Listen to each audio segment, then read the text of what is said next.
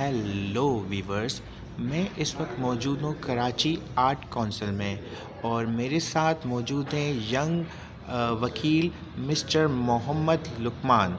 तो हम मिस्टर मोहम्मद लुकमान वकील भाई से पूछेंगे कि यंग बच्चे, यंग लड़के किस तरह से वकालत की फ़ील्ड में आ सकते हैं, इसका क्या तरीक़ेकार है। तो प्लीज़ बताइए। वालेकुम। I am very grateful to you for having with मी।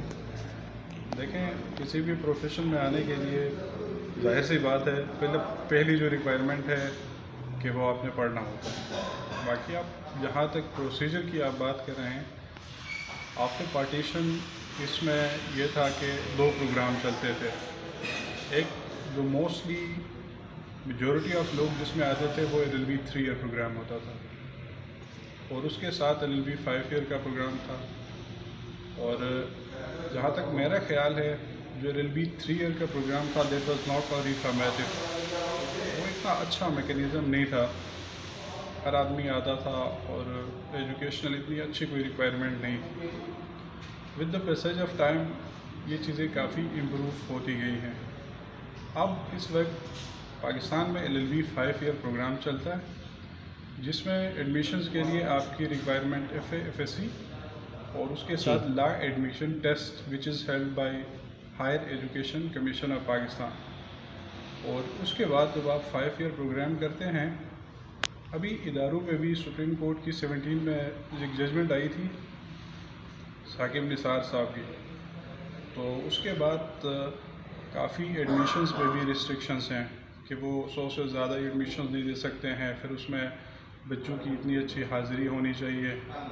तो ये किसी हद तक मेरे ख़्याल में एक अच्छी चीज़ है जो किसी इदारे को रिफॉर्म्स कर सकती है, जिसकी वजह से उनकी प्रोडक्ट अच्छी हो सकती है।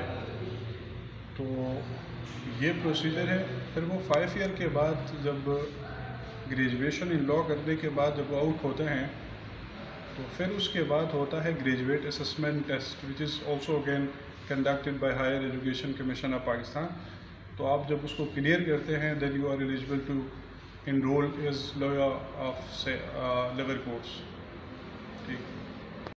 वकील साहब, एक बात बताइए कि कुछ लड़के बाहर मुल्कों से LLB कोर्स करके आते हैं और कुछ लड़के पाकिस्तान में वकालत पढ़ते हैं, तो इन दोनों में क्या फ़र्क है?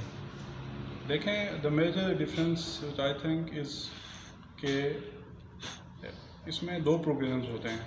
हमारा जो प्रोग्राम हमारी जो यूनिवर्सिटीज़ करवाते हैं which is internal programme, and the next one is external programme which is mostly university of London और दूसरे तीसरे इदारे करवाते हैं। अब तो एफिलिएटेड इंस्टीट्यूशंस भी करवाते हैं पाकिस्तान में। तो मेरे ख्याल में द मेजर डिफरेंस इज़ वहाँ का जो प्रोग्राम है वो काफ़ी रिफॉर्मेटिव है।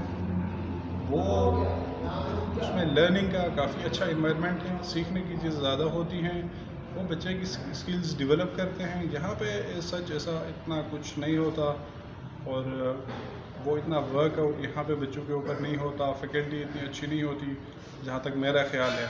बाज़ इंस्टीट्यूशंस तो यहाँ पे सिर्फ रन ही होते हैं, लेकिन किसी हद तक कुछ इंस्टीट्यूशन अच्छे भी हैं जिनके आपके नामी गिरामी इस मुल्क के वकला हजरात हैं जहाँ से उन्होंने पढ़ा हो, like SM law college etcetera. बताइए कि LLB करने के बाद बार काउंसिल में इनरोल होने का क्या प्रोसेस है? इनरोलमेंट का जहाँ तक क्वेश्चन है, आज से पहले 17 से पहले इतना कोई टफ मैकेनिज़्म नहीं था जहाँ तक मेरा ख्याल है। उसमें ये होता था आफ्टर ग्रेजुएशन आप फर्स्ट इंटीमेशन भेज देते हैं और इंटीमेशन के 6 महीने कंप्लीट होते हैं, तो उसमें इतना कोई टफ रूल्स रेगुलेशंस नहीं है, आप इनरोल हो सकते हैं as an advocate of labour courts. और जब से ये लॉ ग्रेजुएट असेसमेंट टेस्ट शुरू हुए हैं इस जजमेंट के बाद, अब ये है कि ग्रेजुएशन के बाद you will have to attempt graduate assessment test. वो किसी हद तक टफ़ हो सकता है, जो बच्चे पढ़ के नहीं आते हैं या इदारे से टच नहीं रहते हैं, उन्होंने सिलेबस नहीं पढ़ा हो, तो उनके लिए वो बहुत डिफ़िकल्ट है टू क्लियर दैट टेस्ट। जब आप वो क्लियर करते हैं उसके बाद आप एलिजिबल होते हैं। प्यूपलेज प्रोग्राम होता है आपका, आप इंटर्न एज ए किसी सीनियर एडवोकेट के साथ आप 6 महीने काम करते हैं, आपका इंटीमेशन का पीरियड होता है।